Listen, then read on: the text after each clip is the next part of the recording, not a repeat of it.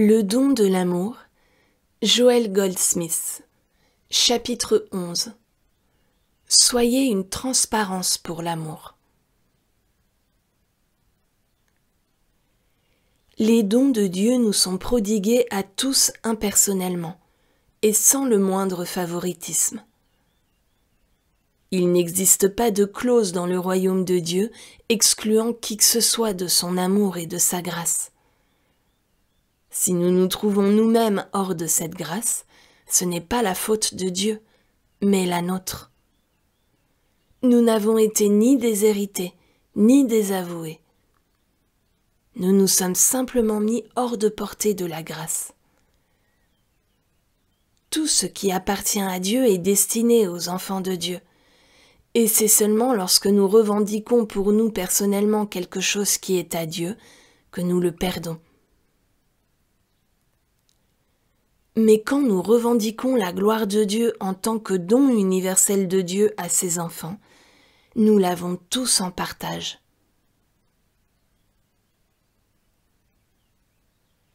Lorsque nous commençons à vivre de cette manière, nous n'essayons plus de plier Dieu à nos désirs. Nous n'essayons plus d'inciter Dieu à faire quelque chose en notre faveur. Nous nous abandonnons à l'amour de Dieu. Nous nous en remettons à sa volonté. L'indépendance, la justice, la liberté, l'abondance, la santé, la jeunesse et la vitalité sont tous les dons de Dieu. Et ils sont inclus dans cet amour qui n'a pas de prix. Ils sont tous pour sa gloire, afin qu'elle soit manifestée à l'homme sur la terre comme au ciel.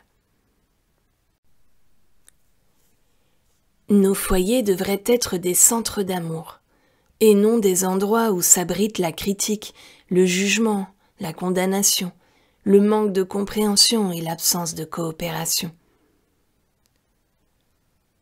Pour ceux qui sont sur le chemin spirituel, le foyer devrait être le temple de Dieu. Voici ta maison, Père. Voici ta demeure. Remplis-en chaque recoin de ta présence. Que l'amour règne ici. Que ma conscience soit dénuée d'émotions humaines, de sentiments et d'actes négatifs, et que je sois un instrument à travers lequel ta présence puisse entrer dans cette maison.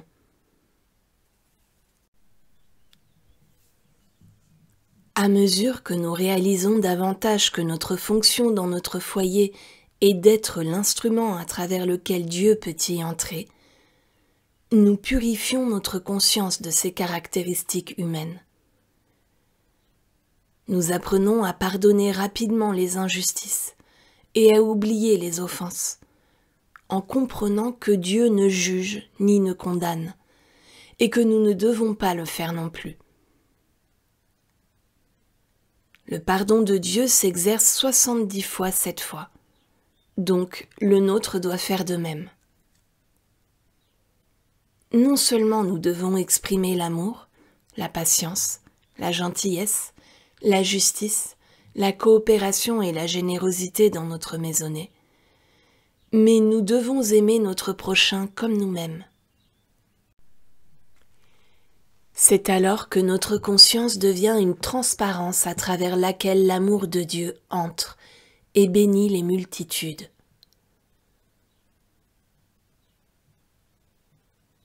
Quel que soit l'endroit où nous vivons ou travaillons, ou celui où nous fonctionnons sur le plan humain, rappelons-nous que Dieu n'entre pas dans cette activité, si ce n'est à travers une conscience qui soit une transparence pour Dieu, et qui consente consciemment à être utilisée, afin que Dieu puisse entrer. Cela exige une pratique quotidienne. Ma conscience, qui ne contient rien d'autre que l'amour, qui n'a aucun désir de gain ou de gloire, est maintenant une transparence à travers laquelle Dieu s'écoule dans ce monde. Puisque Dieu ne peut être limité dans le temps ou l'espace, ni par des murs, La présence de Dieu réalisée dans cette pièce s'écoule à l'extérieur, dans toute la rue, dans tout le pays, puis au-delà des mers. Je suis un instrument et une transparence, à travers laquelle l'amour de Dieu bénit l'humanité, amis et ennemis. Ma conscience ne condamne pas le pécheur. Ma conscience ne recherche pas la vengeance, mais le pardon.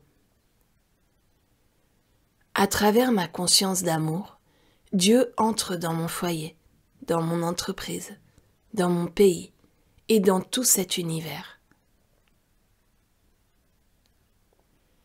Si nous offrons à l'amour de Dieu ne serait-ce qu'une petite fente par laquelle pénétrer dans ce monde, nous verrons avec quelle rapidité cet amour fera le tour du globe, plus vite que le son, plus vite que la lumière.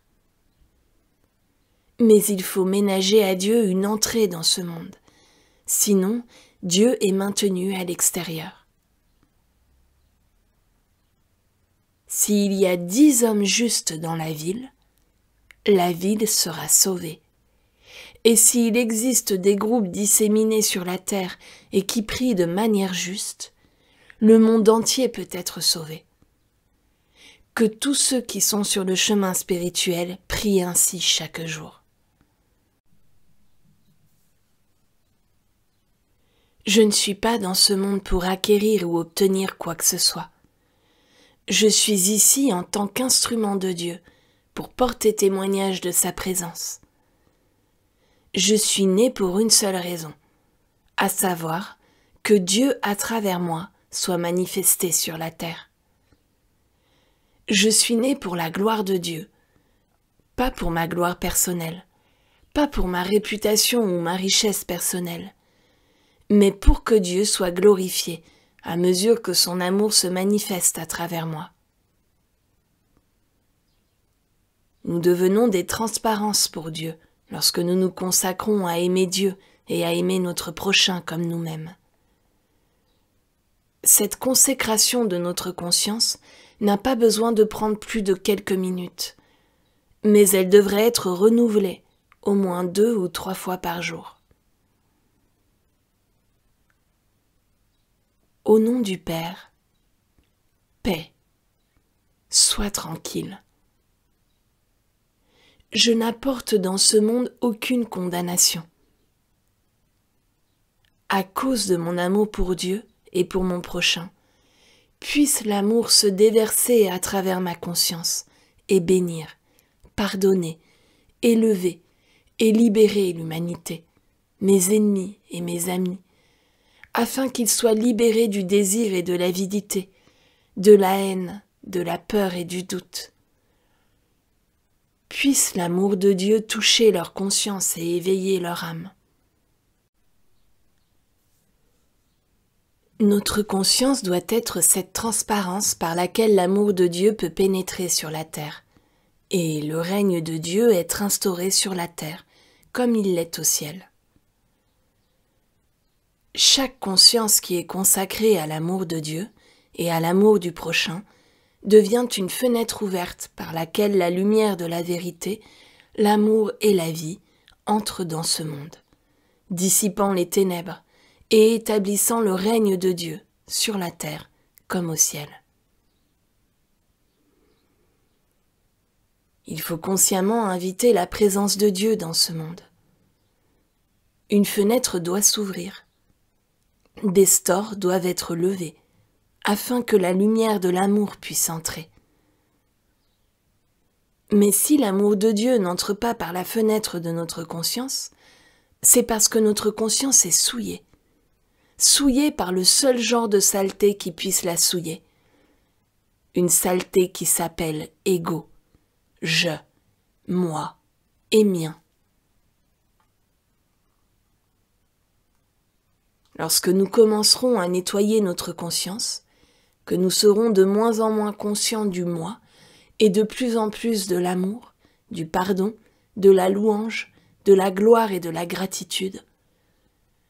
Lorsque nous serons de plus en plus désireux que Dieu touche la conscience du pécheur du tyran, de l'ignorant et de l'athée, et que nous pourrons ouvrir un tout petit coin de notre conscience pour que Dieu puisse entrer, Dieu se multipliera à un tel point sur la surface de la terre qu'il sera littéralement prouvé que là où 10 hommes justes se trouvent, la ville sera sauvée.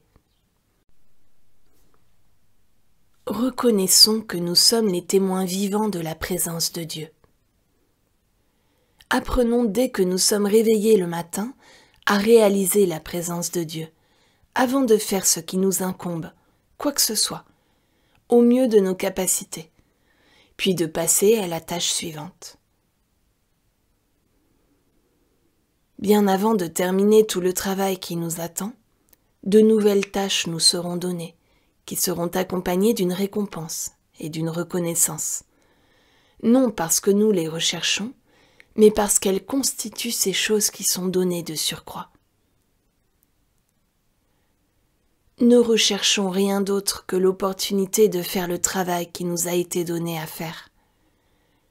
Si nous devons écrire une lettre de condoléances ou de remerciement, écrivons-la tout de suite. Si nous devons dire des mots de louange ou de gratitude, exprimons-les librement et généreusement. S'il faut nettoyer un placard, nettoyons-le maintenant.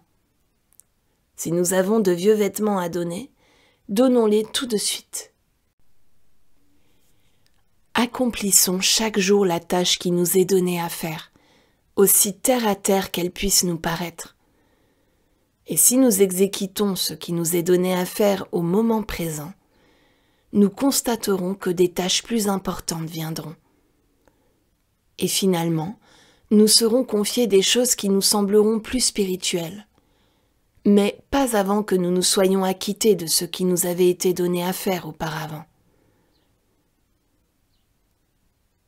Notre première tâche, et la plus importante, c'est de remplir notre conscience d'amour, de pardon, de gratitude, de louange, de loyauté et de dévotion, non seulement envers Dieu, mais envers notre prochain également. Nous devons nous guérir et nous purifier jusqu'à ce que notre conscience soit nettoyée d'ego personnel et que nous devenions des transparences à travers lesquelles l'amour de Dieu atteigne la terre. C'est toujours par nous-mêmes que nous devons commencer et c'est toujours par nous-mêmes que nous devons finir.